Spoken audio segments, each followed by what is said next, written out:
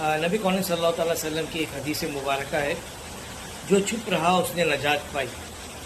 तो खामोशी इख्तियार करने से नजात मिलती है। इससे एक राजा था, राजा का एक बेटा था। बेटा थोड़ा बड़ा हो जाने के बाद में उसको उस्ताद के बाद इल्म हासिल करने के लिए भेजा गया। तो बच्चा जब इल्म हासिल करने गया उस्ताद के पास, तो उस्ताद ने जब ये हदीस शरीफ सुनाई इनको, जो छुप रहा उसने नजात पाई, तो जब ये सुना तो बच्चा खामोश हो गया।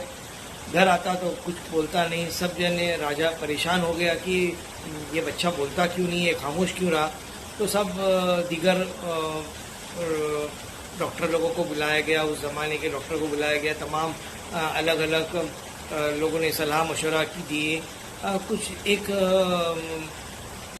हकीम ने सलाह दी कि इसको शहर पे ले जाए, मतलब घूमने वगैरह लेके जाए, तो एनवायरनमेंट की वजह से इसको अच्छा लगे। तो किसी एक गुलाम को भेज के वो उसको राजा के बेटे को घूमने ले जाता है। तो राजा का बेटा घूमते वक्त एक बार ऐसा वाक़या हो गया कि भाई एक शिकारी था, अपने तीर कमान लेके शिकार कर रहा था। तो देखा कि भाई उसको झाड़ी के पीछे एक परिंदा था, लेकिन उसको दिखाई नहीं दिया, तो नज़र नहीं आया। वो चल पड़ा, आगे निकलने लगा। उतने में वो परिंदे ने आवाज़ की। जैसे आवाज़ की, वो शिकारी ने उसको मार गिराया। तो जैसे ही बोल पड़ा, वो नीचे गिर पड़ा, मौत के मुंह चला गया। तो बच्चे ने कहा, सदकता या रसूल अल्लाह, कि आपने सच्ची कहा है। और ये बोली, अगर ना बोलती तो ये नहीं मारी जाती, अब बोल ली तो ये मारी गई। तो राजा जो होता था वो अपने रोज़ रिपोर्ट लेता था गुलाम से कि भाई आज कुछ बात किया बच्चे ने, आज कुछ बात किया।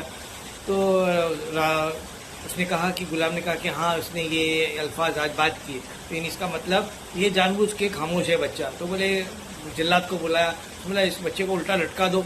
लटका लगा के जैसे ही उसको उल्टा लटका दिया गया और उसको मारा, एक कोड़ा को मारा, तो बच्चे ने जोर से चीख के कहा, सदकता या रसूल अल्लाह, तो आपने सच्ची कहा या रसूल सल्लल्लाहु अलैहि वसल्लम, कि वो परिंदा था, वो भी बोला, वो मारा गया, मैं भी बोला, मैं भी मार खा गया।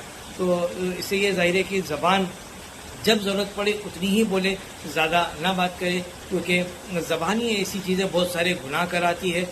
ज़बान से ही हम जब बात करते तो बेख्तियारी हमारे मुंह से बहुत कुछ गुनाह की अल्फाज निकल जाते हैं। किसी की ग़ीबत निकल जाती है, चुगली निकल जाती है, किसी की बुराई करते बैठते हैं हम। और इतना ही नहीं, हम फिर गालियाँ भी उसी ज़बान से बकने लगते हैं। और कभी ज़बान से कुछ बोलने से हमें पर एक मुसीबत सी आ जाती है। तो गौर फिक्र करें, जब भी बोले अच्छा बोले, सही बोले, तब ज़रूरत पड़े पे खामोशी रहे। अल्हम्दुलिल्लाह रब्बिल आलमीन।